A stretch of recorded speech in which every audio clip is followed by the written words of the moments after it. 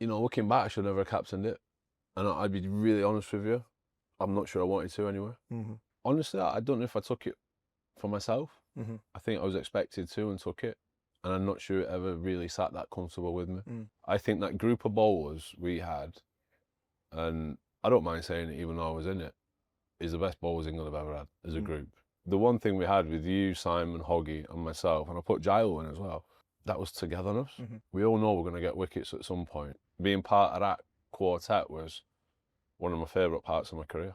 And then just went over, and it was nothing profound. It was, I quite like Brett Lee. Yeah. You know, we tried to knock him out. He runs in every day. We tried to hit him. We tried to get him out. And he just kept coming back. And it was just like, mate, oh, he deserves that type of thing. See you next week. He asked me to do England against New Zealand. And I didn't want to, but I did want to. And leaving my room that first morning was horrific. I had about 10 goals at it. And stood in front of the mirror and like, having a chat with myself, come on, you know. It's like, and then I ventured out onto the balcony. And I got my picture taken for the first time, which I was really nervous about. And I think it was a perfect way to do it. It was not like going up my slinger and taking your hat off. It was like this nice, around people actually. You talk about English cricket and you talk about being in a team, and, you know, cricket looks after you when you finish or while you're playing. And for me, that it did like you'd never seen. Like, or in the papers, even the cricket journalists were being nice about me. It's like, this is for the first time, wasn't it? Wow. You know, it was incredible. My focus is Lions. Yeah. And I'm loving doing that. And I don't see that as a stepping stone or leading to anywhere else. That's I feel at the minute that is all you want to do. That's what I want to do, and I feel that I can offer something. And I think the results we're getting so far are going well, so I'm enjoying that. Firmly at the minute, cricket is the one thing that I'm loving, I'm enjoying. Yeah. Suppose, Andrew, yeah, I knew that face was coming when I seen that there, but it's like 30 years ago, you know, looking at that and what we've gone through, you know, who'd have thought me and you'd be sitting here talking about everything that you have gone through, what a career it's been. Nice, but the biggest thing is you with your book and all your prep and all your questions. It's like, this is your life. Yeah, it's bonkers, isn't it? And I don't know about you, one of the things I don't tend to do is look back. Yeah. But then doing this, you do, don't you? And I remember like meeting you for the first time when we went under 19s at Lily Show. You know, going to that pub at the end of the drive. Yeah. And then you going home from Pakistan. And you're right, you know, what's happened, 30 years, it's a long time, you know, I'm 48 soon. And you think, where's that gone? And then when you do a book like this, you know, it's not my first, it gives you a chance to look back on a career. And then more importantly for me, probably them earlier days, because, you know, the professional stuff's great and I really enjoyed it, but I look back more fondly at the start, you know, when you play for the first time, or you're playing club cricket as a kid, and the enjoyment. And in some ways, I wish I'd have kept that mindset all the way through my career, you know, that fearlessness and that fun. At times it was difficult, and I suppose that's how I coach now. I want them lads to remember why they started playing cricket, them feelings of enjoyment and fun and expression and having no fear. But 30 years is a long time, Steve. You say that, but when you're going through it and you're in it, it's hard not to get caught up in it. You know, especially for somebody like yourself, with the character you were, you know, the bat, the ball, you know, the character, the next in both of them, that was always talked about. It's difficult not to get carried away, is it? It is. I think, you know what, when you're in it sometimes, it consumes you. You know, you're playing cricket, whether it's for Lancashire or for England, and there's the crowds, and you think that this is more important than life itself. And I think them's the times I struggled a little bit. When I had that, not curve free, but when I could just play for fun and enjoyment and didn't think about it too much, I felt that was on my best. Because it's when you retire, and you'd have gone through this, it's like everything moves so quickly. You know, the team still moves forward, you stop, and then you realise actually nobody was that bothered. You know, I did a Morrison's advert after I'd finished playing cricket, and it was shown in between like the X Factor. I got more notoriety for a Morrison's advert than I did all my career. It was bizarre, and I think moving forward with the lads, when you coach them, especially these young lads coming through with the Lions, you know, I heard Baz talk about these lads care too much. You know, they put too much pressure on themselves. It's not the opposite, and I can relate to that. And for me, I wish at times I'd give myself a bit more of a break being able to just calm myself. You go back to the start, and you know, I was going to ask you that about the sort of me knocking on your door in Pakistan, and when the first time you remember coming across me. The first time I came across the name Flintoff, I remember it was a York Festival under 15. Yeah, Sun Life Canada. Sun Life Canada one, and I remember we were driving down on the bus from Ashington to York, and the only thing that anybody was wanting to talk about was this character from St Anne's who had just got 240 in a 20 over game. Yeah. And his name was Flintoff. And going back to St Anne's, and you talk about how in the book you talk about Colin and Susan, your mum and dad, sacrificing everything to sort of give you a chance to play cricket and achieve what you've done. What was it like growing up at that cricket club? Because for all the colourful character you are, I mean, you were a cricket obsessive. Yeah, I still am. You know, I always have been. I've hidden it for years, but I was watching everything. And then growing up as a kid, I joined St Anne's when I was about 13. So before that, there's a club in Preston which I started at called Dutton Foreshore, and it was sponsored by like, the local car garage. That was the name of the club, and my dad effectively ran it. He was chairman, he was second team captain, he was groundsman. Mum did the teas, Nan and Grandpa helped out at the club. My auntie Ennis, my uncle Ted. So it was all I ever knew, and my brother played as well. So ever since I can remember, I've been around cricket. You know, it's probably similar for yourself. You know, it's as a kids we were pushed around the boundary in prams. There's pictures of it, and then you're playing on the side with your brother, and you're going in the nets, and then you start playing your games. So I can only remember cricket as a childhood growing up, and it was instant. I loved it because it was born through my dad. You know, my dad, he loves cricket. He talks about games he played in now like he was playing a test match for England. And for him, that was his test match on a Saturday afternoon. It probably meant just as much to him, the pride of playing, and then playing with his two boys. So yeah, I have such fond memories as a kid growing up. And I think things happened quite quickly. I remember when I was 9, we got a Lancashire coach to come to the club and my dad got one in. And he said, why don't you send him for a trial?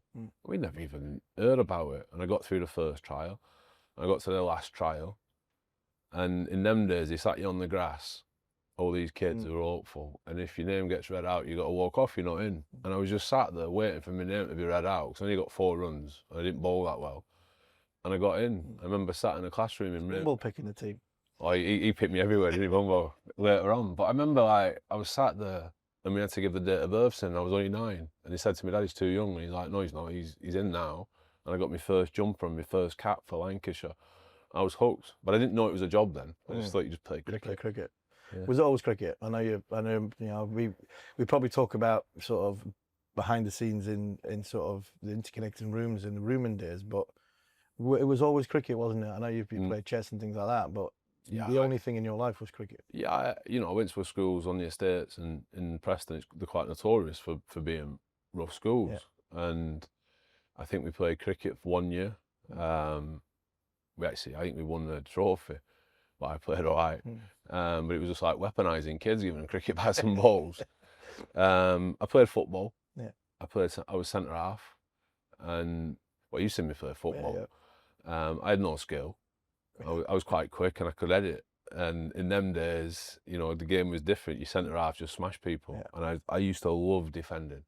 I love defending. Even more, I got sent up front sometimes. I scored the odd goal, but I'd sooner put a big tackle in than score a goal. But I only played football, really, so that allowed me to play cricket. I didn't get beat up. So effectively, at school, I was like the weird kid. You had to be in sport, didn't you? But not cricket. You know, it was like, I was the weird kid, the posh kid. It was the posh kid. I wasn't. That was the thing. We were both northerners coming from working class backgrounds, playing a posh sport. And even when you got into the England side, we got in '98. You were in before us. What was it like going into that England side? Because you'd been a young player in a very experienced dressing room in Lancashire, and then you get picked for England.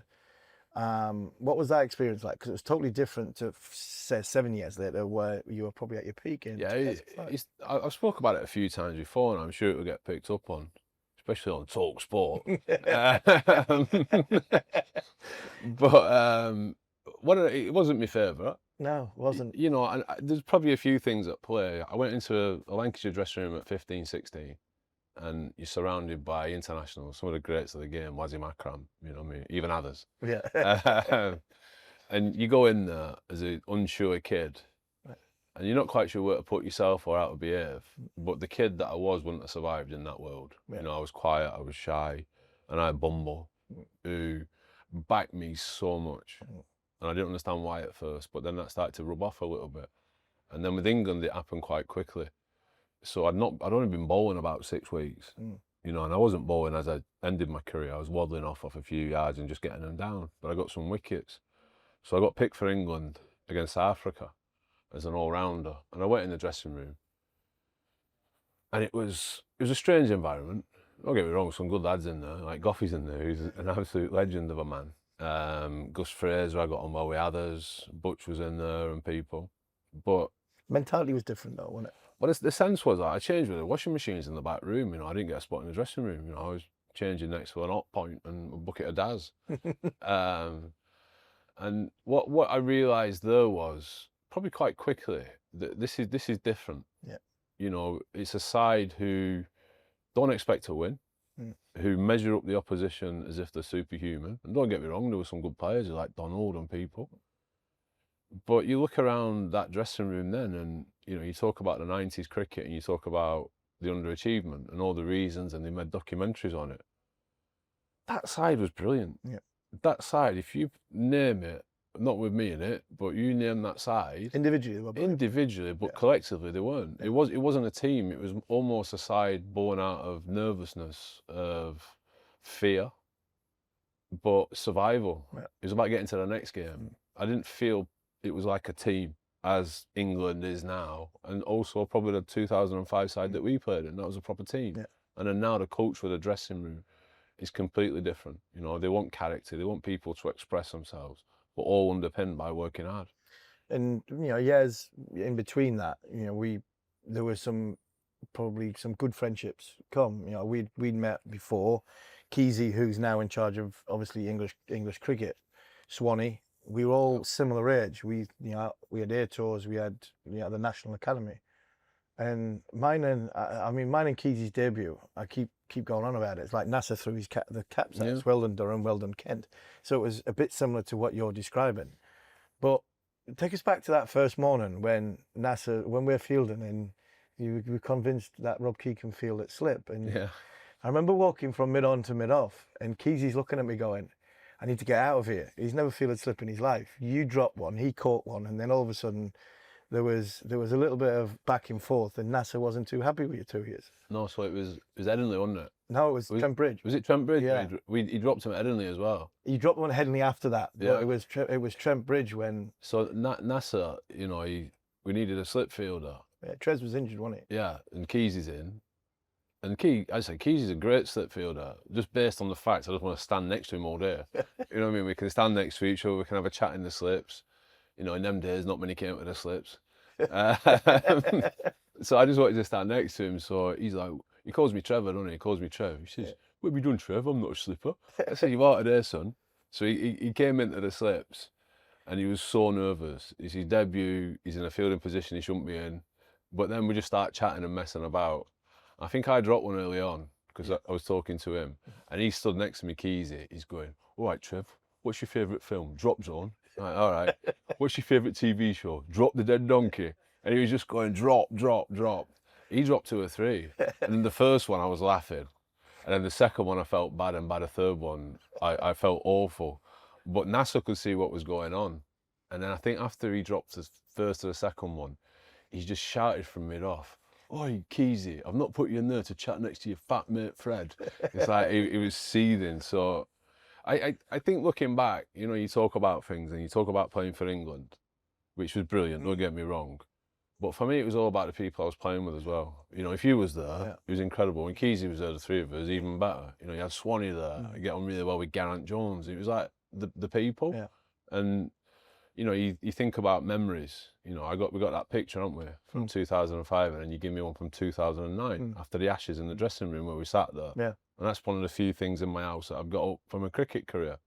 So I think when I do look back, it's not so much the innings or the games or anything. It's moments like that, you know. Yeah, we did the Ashes thing, you know, last night whenever this goes out, but we talked about it, and it's like not many. There wasn't many people who got hundreds. There wasn't many people that got fifers. We had a team environment and a team ethic that, you know, worked for each other. And I think that was the transcending era of NASA's Stewie's group that were captains, to where Michael took it. It started, and it'll come back to me, but it started in the West Indies, didn't it? That run probably that run started it, didn't it? To Michael winning, you know, lifting the Ashes in 2005. Yeah, we beat everyone in the world, didn't we? But did we have a different mentality and a different mindset going into that Caribbean trip? Because we were a lot fitter. Well, I think even before that against Africa, was it South Africa before that in the summer? South Africa was in the summer, yeah. Yeah. So I think what happened was Michael took over, and for me that was a relief. Yeah. There's no two ways about it, you know. Did NASA stifle us, or did he mould and educate us what we possibly needed as? I'm not sure it's what we needed. You know, no. I thought it's what I needed. Yeah. Me and you have many disagreements in our room watching the television. You're always right, aren't you? Yeah, and I'm always right. Yeah, and you always have the last word, didn't you? Yeah. But I always felt as though I needed NASA to shout at me to help me go where you. I just needed to breathe a little bit, to be honest with you. I think I look back. Is that what Michael did to us? I think so. I think with NASA, and I get all right with NASA now. Yeah. You know, I won't want to see him every day, but I get all right with him. And the one thing was, I think someone else said this. You look at two captains. You look at Steve Waugh. He was hard on the opposition, and you had NASA, who was hard on his own players. Yeah. And I don't think it came from a bad place. No. I don't think it did. I think it came. NASA's a passionate man. He's single-minded. I think I write about this in the book, and that's how he operated. But for me, I think at times I needed an hurry up, or I needed a bollocking, or I needed someone to have an hard word. But I needed a bit more room to move a little bit, to be honest with you. And I think Michael did that for us. You know, he wanted people to express the character. He wanted to play in a different way. Mm. And with Michael, I think he let me be me to a point. And then if I started just going the wrong side of it, he'd pull me back in. Mm. And that allowed me. But it also as well, it came in a time when I was a little bit older as well. Yeah. I played a little bit more. And if you look at the culture that he created, it's similar to what England are doing now. But we didn't see it through, where I think these lads are. You know, you hear some of the stuff about, you know, call it what you want, baseball, this, that, or the other. But I think that's what we were starting to do. Whether that was an innocent thing and it just evolved that way, or it was Michael's vision to some degree. But then you look at it, and it was, as good as it was so fragile. Mm-hmm. You know, because all that team spirit and all that fun was born out of results. Yeah. And then actually when we needed that togetherness, it disappeared a bit. Apart from, I reckon, the bowlers. Yeah. I think that group of bowlers we had, and I don't mind saying it even though I was in it, is the best bowlers England have ever had as a group. With you, you know, I think about the players I played with, I think you're the best bowler ever to play for England. In your prime, hands down, nobody. And I looked at it and thought, actually, in a team coming in at 6 or coming on first change, there's 2 people I need in this team. One was you, because I come on bowling after you, it was easier. And then batting, if Marcus Trescothick scores runs at the top of the order, my job at 6 is easier. And stick Kevin that as well. It's like Christmas. But the one thing we had with you, Simon, Hoggy, and myself, and I put Gilo in as well, is that was togetherness, if that's a word. It was a thing where actually we all know we're going to get wickets at some point, and if I'm not getting them, you're getting them, and I'll bowl for you. And that was a real shift in things as a group of bowlers who complemented each other skill-wise. I think complemented each other's characters, but actually cared for each other as well, which was the biggest thing.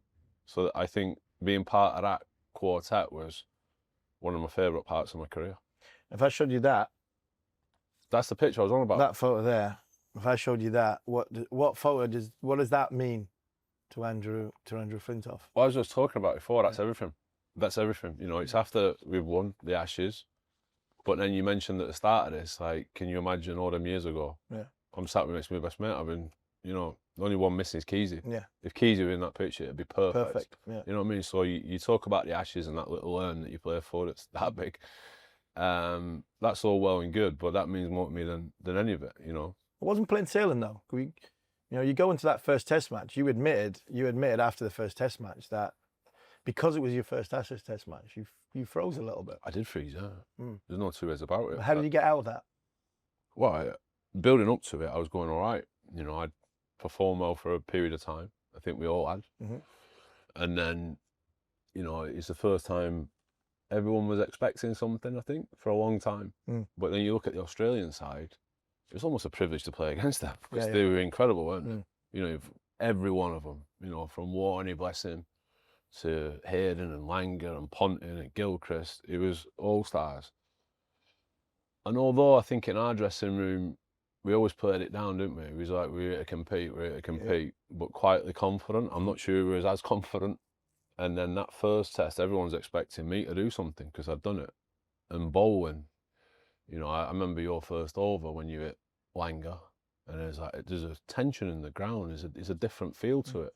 You know, I'm at slip, and it was at Lords though. It was a different feel. But I was like, I was jittery, and I just used to stand at slip with my hands on my knees. And I'm like, I'm jittery, and then you hit Ponting in the head, and he's bleeding on the face, and then nobody went to him. I think it was different then. You didn't anyway. No, you didn't. But then also, I think it was shock. It was like, hang on, Hammer's just hit Ponting on face. See, what do? We didn't expect that. And then you started well. And then I came on to bowl, and I got a wicket early. Yeah, I caught it. I celebrated. I thought that's great. I've seen a video of that again, and I've seen it on a big screen. I was thinking, he was confident. I got my arms out, you know. It's like everything that you were feeling at slip, I was feeling at square leg, thinking, why am I on earth at square leg? And then when I went up in the air, I was like, that's why. Yeah. But I was charged. My eyes had gone, and although I was bowling all right, I was bowling on adrenaline. Yeah. And there was that first innings, wasn't there, against Gilchrist, where I'd always done well to the left-handers. I always start over and then come round. And I came round to him, and he got me away a few times for 4, and he got one over the slips, and I nearly went back over. It was like, no, stick in. And I thought, nah, he's got me here. But I just thought, I'm just staying here, and then got him out, and then that played a big part in the series against Gilchrist. But it was the batting. I went out to bat that first time, and I was sat in my chair, and I was like, cause I wouldn't say I was relaxed before I batted, but I wouldn't get dressed till I was next in. Yeah. And I'd be sat in the back room with you or watching telly, and I'd sit on the balcony. I was just sat in my chair, I didn't know what to do. And your name gets read out, and you're like, oh, hang on, Nick, expect me to do something here. And got McGrath's bowling all right.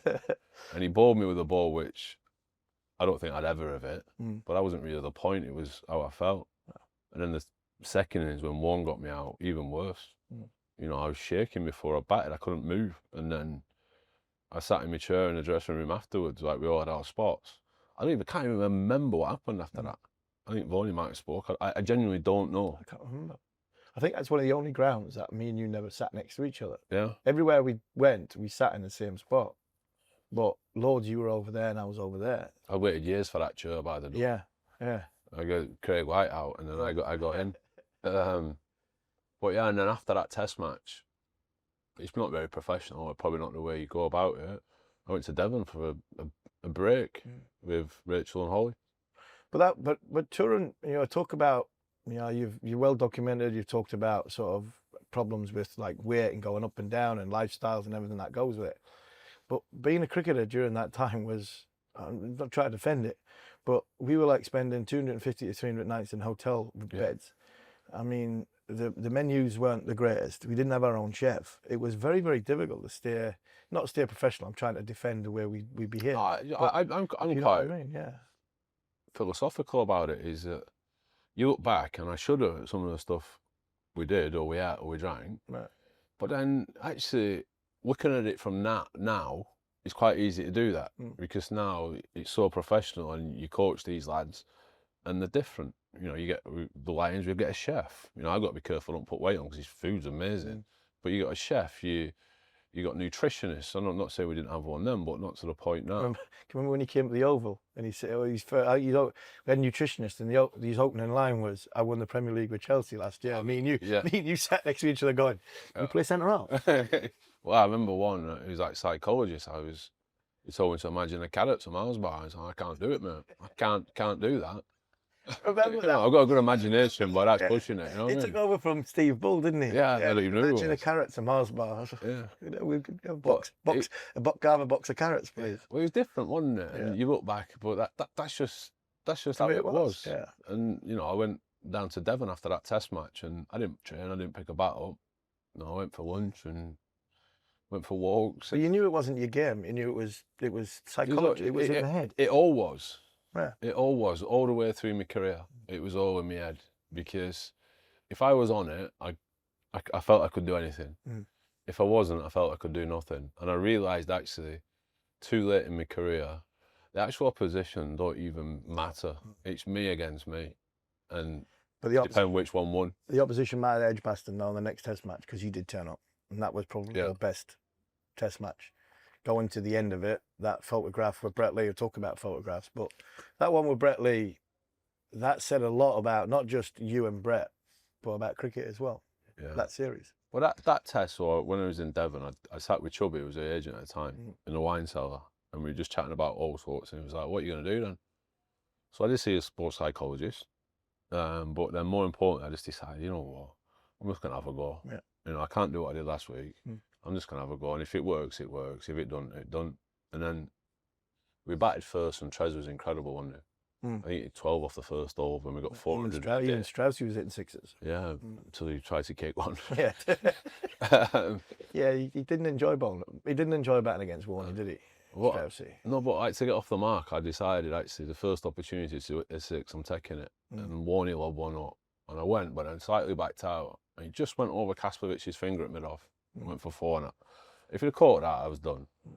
But then after that, I was away, and it was one of them times when you're batting and you just think, this is brilliant. I was playing shots I didn't know I could play it. And we went through that Test, and obviously it went down to the wire, and I thought we'd lost. And I didn't want to come off bowling, but you came on. And then, I can't even remember how many runs it was, but you got clattered out to the sweeper. 4 to win, Simon was out there. He smacked one out, and I thought, well, that's that then. No. I was a fielder.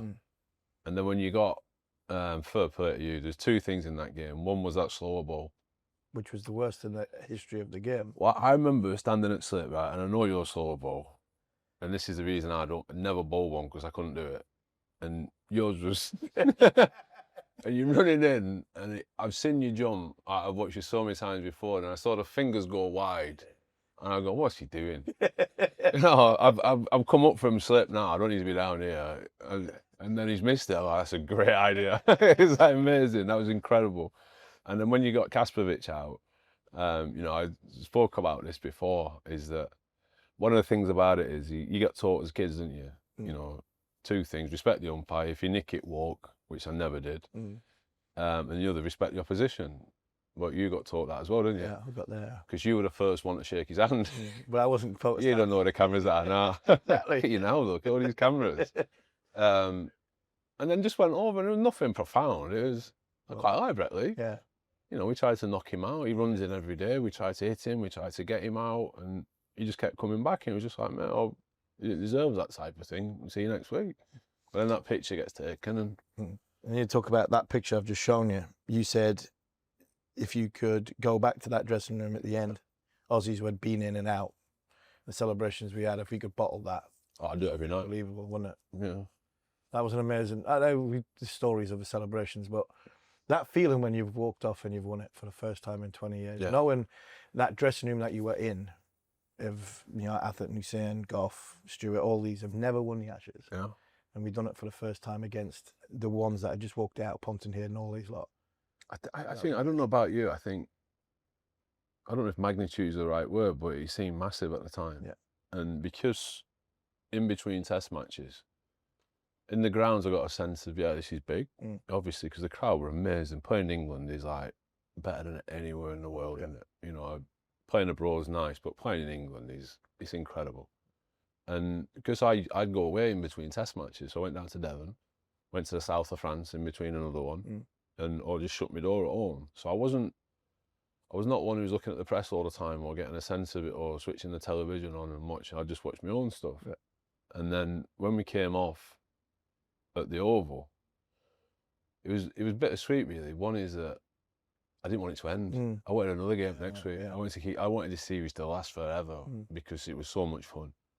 But then I think the enormity of it hit me. You know, I remember walking round and with you, and you look around and you just saw people's faces, how happy they were, and the euphoria. And then I remember, like, I couldn't stop moving in the dressing room. I was just like, I was buzzing. You know, I couldn't stop. It was like no feeling I've ever had before, probably, well, through professional sport.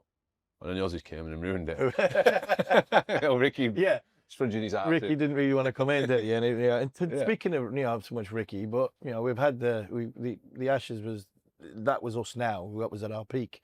Then your captaincy came to you. You know, India was thrust upon you because I think, you know, Vaughn got injured, Trez got injured, and there was basically from that 05 series, there was only a handful of us left.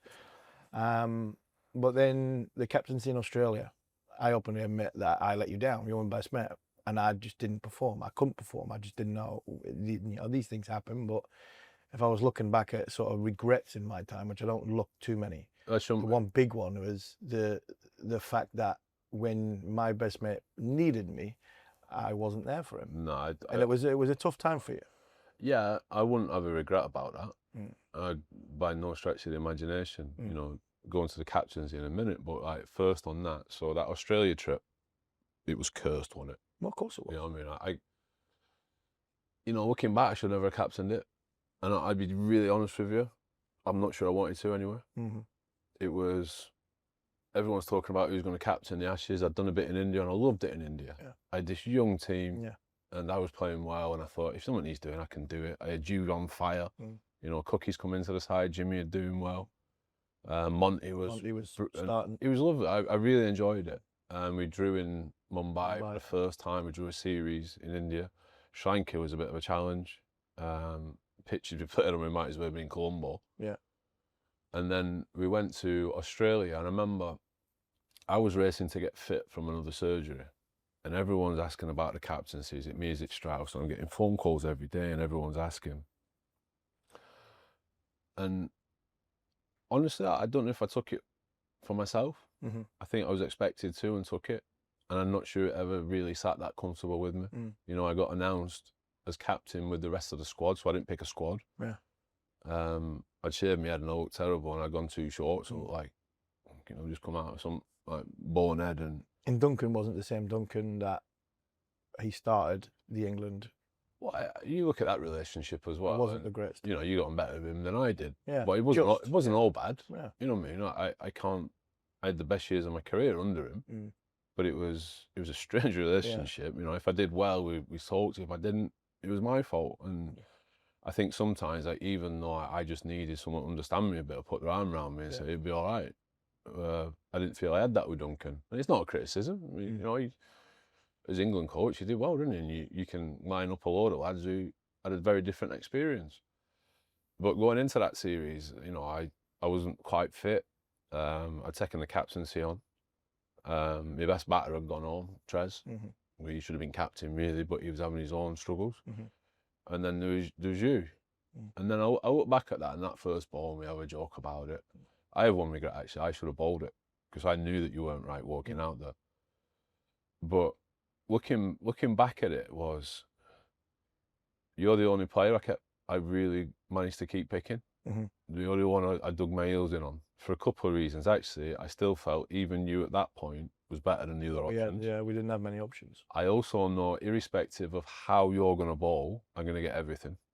I know you care, I know you're passionate, and I want to walk out with you every time, and we'll figure the bowling out. And also thought, actually, from a more personal point of view, after that first game, I'm not dropping you. Yeah. Because that'll kill you. Whether it's for the team, it's for you. And I put my relationship with you above that. Yeah. You know what I mean? But I was also so confident that you'd turn it around. And you'd come good, just given time. And that trip was what it was. Kev did well, didn't he? You got a few. It was just cursed, wasn't it? It was awful. It was. Especially after the second one. The first one, fine. The second one was a pivotal moment, probably two, where we did well. And then Hoggy had come up with a trap for Ricky Ponting. With a keeper up, he's going to bowl it into the pitch and he's going to get him to hit it out there. and King of Spain with his book behind Gilo. He ran under one, didn't he? He did, yeah. If he'd have taken that catch, and we didn't know what was going. We didn't know what was going on in his head as well, because Stina was poorly at the time, and we didn't know exactly. Like talking about that, that was cursed, and it is. We talk about Ashes because the series that we played in, that photograph there, that's the last one. That was our last day in Test match cricket. It wasn't meant to be yours, though, was it? No, but I think at lunchtime on day 5, I was looking around and going, "You're going." And it was like, I've got nothing in common with him. I've got nothing in common with him. I don't like him. I don't like him. So I'm like, no, come on. Not like who you not liking, yeah. Yeah, at the time, there was a few relationships not going so well, especially one of my teammates from Durham. But when you look at it, this was the environment I was in. And at lunchtime, I was like, a bit like what you've just described there about your captaincy in Australia. The relationship meant more to me sometimes in cricket. Yeah. And once you were going, I was like, do I want to go to Bangladesh for 3 months? You're not there. And like I said, that for me was arguably a better day than 2005 because of it was the end. That journey was coming to an end. Your body was hanging on. Yeah. That run out, that great run out of Ponting. And it was like you were hanging on by a thread to get just that. threw it as hard as I could. You threw it as hard as you could because you didn't want to bowl anymore. You couldn't bowl anymore. No, I couldn't. And then I threw it as hard as I could. I put my hands up, and I think this better be out. This better be out. I had no idea. And then at the end of it, I didn't think that'd be my last offering as an England cricketer, running someone out, but I'd take it. But there's another moment in that actually at the end, because you was bowling, I was stood next to you, and you asked me if I wanted to bowl. Yeah. I couldn't physically. Yeah. But when we got them 9 down, I remember saying to you, do you want to bowl? But what I hope you understand, or I think you do, and this goes back to what it was like bowling together. I see you getting a wicket, I'm just as happy as if I got one. You know what I mean? It was like, no, you go and get them out. And then walking off, bittersweet, wasn't it? It was like trying to take it in for one last time, but then knowing that I'm never going to wear whites for England again. I'm never going to have this again. My knee was knackered. I'd retired from Test cricket, and then ultimately, a few weeks later, retired from all cricket. The missus had brought a knee operation forward, so I was meant to have an operation on my knee 2 days after the game, but she brought it forward to the day after, and I just reckon so I was nil by mouth at midnight. It was like, we're not doing that again. You see it 4 years earlier. I was cramming it in at 5 to 12 in that room. We were upstairs in the room, and it was a little bit more of a muted celebration, largely because obviously you were going, but it was also, I took that bit in because I was never going to experience that again I was at that time, I've obviously got 3 brothers. I was closer to you than I was to any of my family during that time. And you'd probably say the same about with Chris. And I took that one lap around more because it was like, I'm never going to get a chance to do this again. Well, it's like, I know people joke about it. We shared rooms, or we had interconnecting rooms, I probably went on bed with you more than my wife. Yeah, I know. You know what I mean? You came in here earlier, and one of the guys went, "Oh, it's a bit closer." I was like, I've slept in the same bed so many times with him. I don't think it's going to make a difference. I don't know. You lay on the bed watching. Remember, you used to bring your dartboard and your hockey and a case. I was going to bring some DVDs and say, which one do you want? Only Fools and Horses, Alvida's Pet. We got into 24. I tried 24, but everything, to begin with you, everything was from the North East. Yeah, it was, yeah. Dire Straits, Jimmy Nail, listened to, Alvida's Pet. Yeah. You drew the line at Lovejoy, didn't you? You didn't like it. I used to watch that first time when I was a kid. I couldn't sit and watch the full collection of Lovejoy. But then we got to the Royal Family. It was incredible, the hours we spent and the time we spent. But it was different all around the world. Different times, though, wasn't it? It was different times how you. We could have been a bit more cultured, though, couldn't we? Let's be honest. We've gone to all these countries and we start watching Only Fools and Horses. There's a big world out there, all the lads are on the beach and we're sat in a room eating minstrels. We didn't know there was a big big world out there. I don't think it does any favours neither. No. We're safer in the room. Yeah, but when you look back at that time, and you go now, 2 or 3 before we finish, and it's like when you finish your career, and you've said in your book, you looked at like people like Sir Ian Botham, and you've seen like Sir Vivian Richards and the aura about them, you growing up and watching them on TV. What's it like now when you walk into a dressing room knowing that these young kids at the Lions look at you with that same aura? Can you get your head round? I don't know if they do, because you know there's two sides of it. Yeah, they do. Of course they do. It's something. All right, John Turner, right? Yeah. From Hampshire, bowler. So he came to South Africa with us, great kid. And then we're sat there, and now when we're practicing, we have a little gazebo set up with analysts, and they can watch it all. And it's become like quite a focal point. I like the lads in there, because that's when you strike up them conversations that you used to have in the pub. Yeah. And then you got the music on, everyone's relaxed talking. He's there, he goes, "Oh, Fred, did you bowl quick?" I was like, "You what? You what?" He said, "Well, did you? What pace?"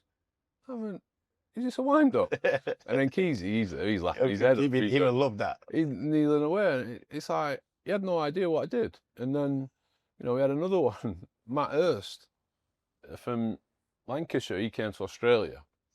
And then we got Adam Hollyoak, great man, love smokes, doing a great job at Kent, bringing the young lads through. So he's with us, and he's flicked at Hursty for like 45 minutes. And I thought, this is brilliant. They're getting on well, and he's really responding to smokes, great stuff. And then he sits down in this gazebo, and I say, "Hursty, good stuff." That he goes, yeah. He said, "Who's the fella flicking at me?" I was like, "You what?" I was like upset actually. It was like, one, that Adam Hollyoak, ex-England captain, Surrey legend, but two, you're not even found out. Right. Hamza, he was asking about Neil Mackenzie. What did he bat like? It's like, well, go and have a look at him. Yeah. So it's easier to look now than it was then. Yeah, but then you go in the England dressing room, and all I get from Harry Brook is when we was at the Superchargers, just hammering me for doing bullseye. Yeah, you know, just hammering me for stuff. So there is a side to it where, yeah, I think some of the lads, you know, have seen you play and respect, like Joe Root. He's an incredible man. I mean, when he went past Ricky Ponting, well, the first thing he references was 2005, and you're going to be the greatest cricketer that's ever played cricket for England, or period. And yeah, well, possibly. And you're saying that what inspired you to play cricket was 2005. How does that make you feel when you hear things like that? But I went in the dressing room. So after the accident, and then Keezy got us back involved, and then I did 19s. How big was Keezy on that front? Because I mean, I don't want to bring the accident up, but when you were in recovery, I'm texting you and I'm getting text messages back, and when I'm getting text messages back straight away, I'm actually worried that there's something going on. And then when you stop sending me messages back, I'm sure Madison will get this as well, who's looking after you. The minute you stop texting me back straight away, I'm like, my mate's back.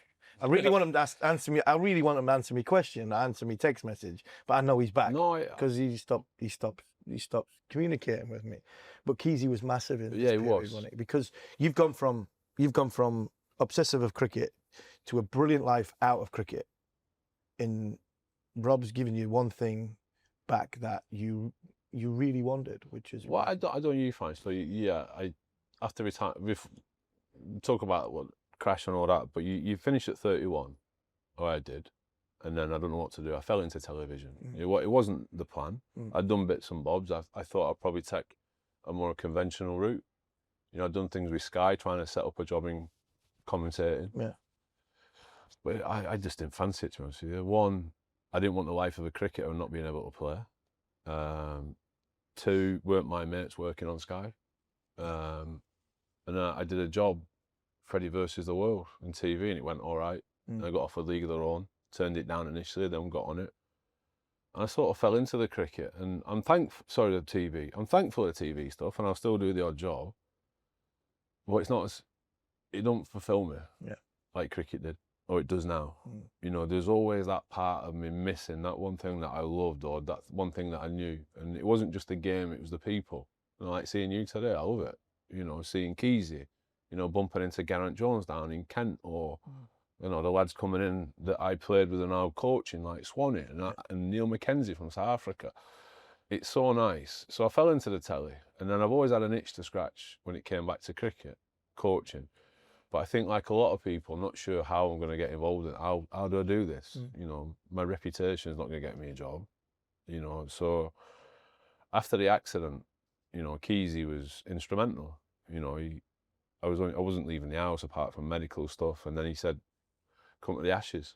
So I started going to the Ashes, but sitting in back rooms. I go in full face mask, everything. I've seen you a couple of times. Yeah, and then more and more people started coming in. I've seen you at was it Widnes? Widnes, when we watched The Boys. To watch The Boys.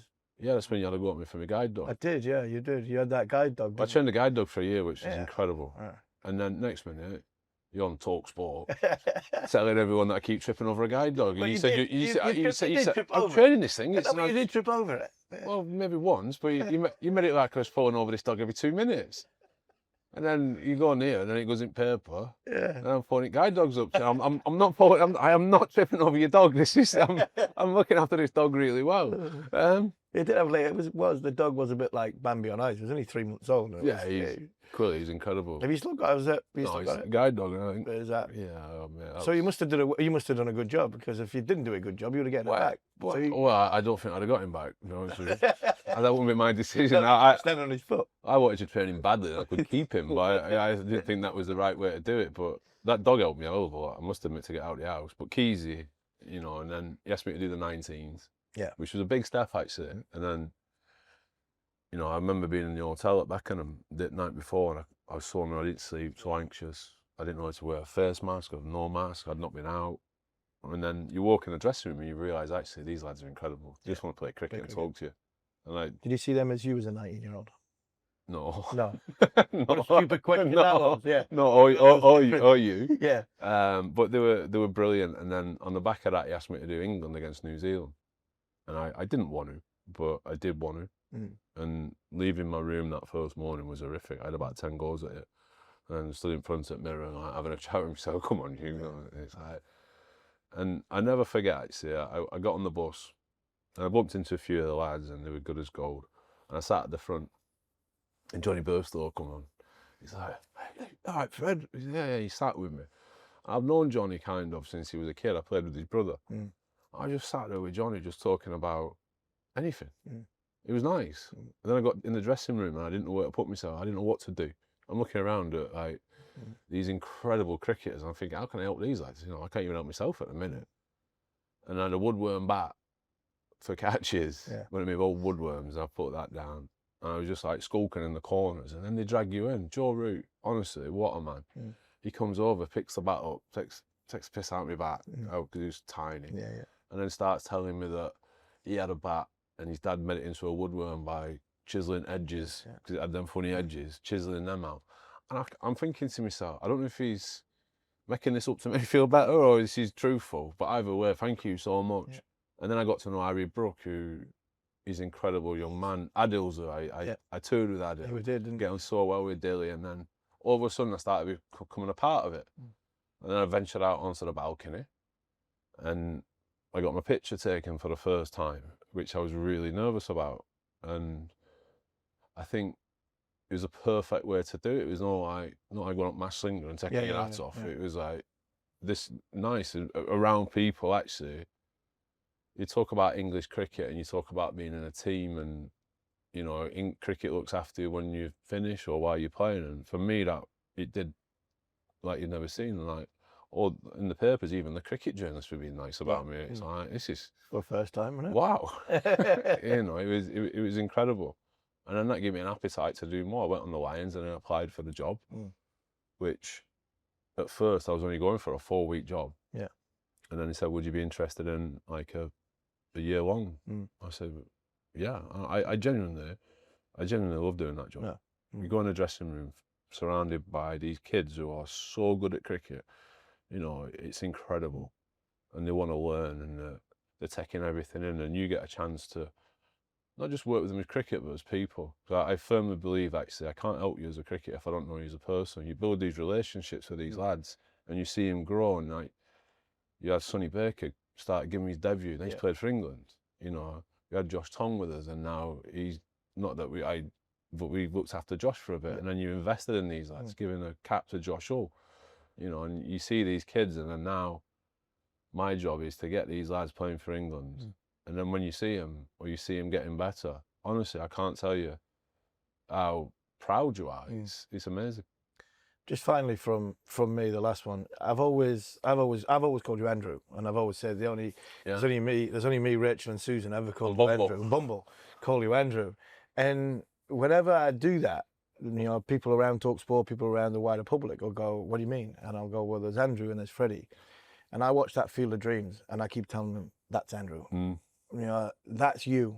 That how proud are you of that achievement? Because what you've achieved in that 2 or 3 series is unbelievable to highlight what cricket is, but also what social life is in England. Yeah, it started off as an idea where I remember we were on a Zoom call, and me, you, Choose a few, and it started off as an idea where I wanted to, in the area I grew up, so there was our streets, 2 streets, and then probably about 6 estates around us. So I went to school on both the estates, and I realised what cricket had done for me. Yeah. And if it hadn't been my dad, I'd never had a chance of playing. And I'm thinking, there's so many kids who don't get a chance to play. Can we find someone who could play for Lancashire, could play for England in this small area? And that was the initial idea. But then when we started, I realised that's not it. It's bigger than that. You know, we went out, we looked for kids who we thought would need it. You know, kids who'd been kicked out from school. You know, the kids in the end, we had like kids with autism, ADHD, behavioural problems, homeless. So we found some kids, and then we had like open day. It wasn't a trial. If you come, you're in. Yeah. And then you realise that actually these kids just need a chance. You know, a lot of the behaviour that we're seeing from these kids, and we treat behaviour and we think that's what we should do. It's like understanding why. And then I realised once we engaged them, these kids are brilliant. They're funny, they're sharp, they're witty. You know, why shouldn't they have ambitions and dreams? Not necessarily in cricket, but how can we help them in what they want to do in life?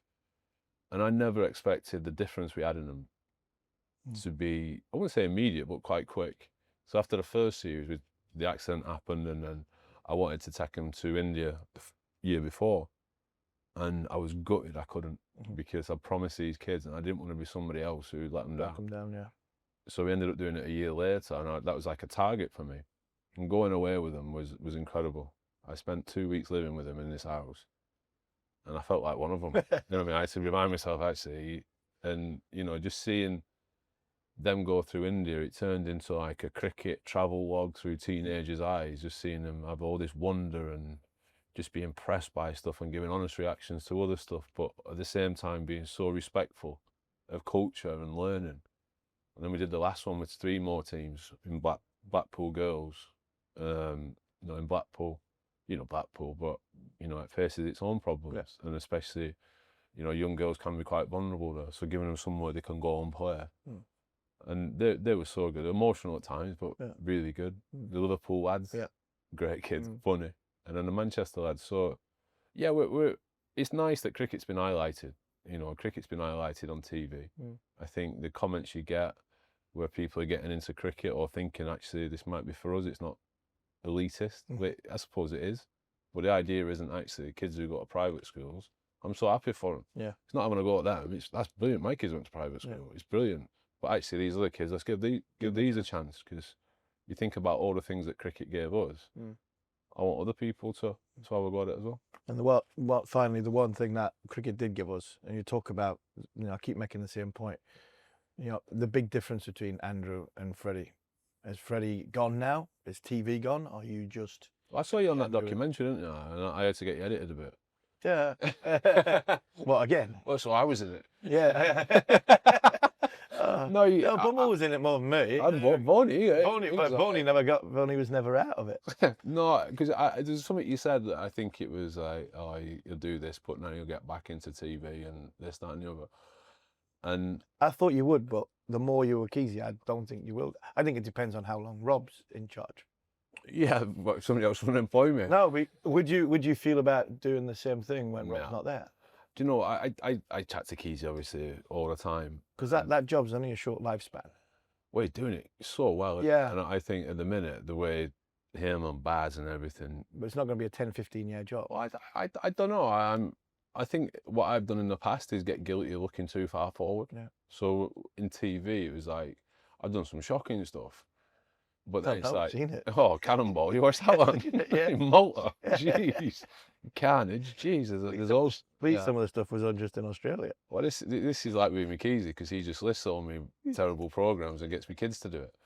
But I was always guilty of thinking, what's the next job? What's the next job? Chasing Yeah. something. Well, now I'm just like, I'm doing this now. Yeah, enjoying it. And I'm happy. But You enjoy doing that? no. No. Yeah, sorry. Yeah, sorry. Wait, do you know what? Writing a book was nice in some ways, where you get a chance to look back and you get them nice memories. It's not all nice in there, but all the nice memories. You know the worst part of it is that not talking to you, but then all of a sudden you're in all the. It's like you're everywhere again. You're bringing it back, bringing stuff up. You don't want to be back up again. Well, it's just like it would just be, and you got to market and publicise it. But that's the downside for me. You know, I've got used to just living in my own little world and not putting my head above and going. So that's the hardest bit. And doing an audiobook so hard. I couldn't do it. You could just hear yourself. Yeah, I couldn't do it. I couldn't read it. I couldn't read it. Well, I think with the TV, my focus is Lions. Yeah. And I'm loving doing that, and I don't see that as a stepping stone or leading to anywhere else. I feel at the minute that is all you want to do. That's what I want to do, and I feel that I can offer something, and I think the results we're getting so far are going well. So I'm enjoying that. You know, it's about today, and Superchargers that's finished, which is fine. And then I just filmed a series of Bullseye 2 weeks ago. So if I can pick up the odd job, you know, unashamedly to pay my bills and earn a bit of money, that allow me to do the other stuff. But Bullseye was hard. Well, you're back there, aren't you? All of a sudden you got all the cameras on, you see yourself on there, you got makeup on. And, you know, one morning I was on the phone to DK in India about potentially doing some stuff in India with batters and taking him over and picking his brains, and Ed Barney, who I work with. So I'm there at 8 o'clock, and then I've got to phone a few players up telling them that they've got selected and this, that and the other. 12 o'clock, I'm in makeup chair, aren't I? It's like then. All you can hear is 2 o'clock. Welcome to Bullseye. It's like, what's going on? What's going on in here? Where's my head gone? Yeah. But I firmly at the minute, cricket is the one thing that I'm loving, I'm enjoying. Yeah.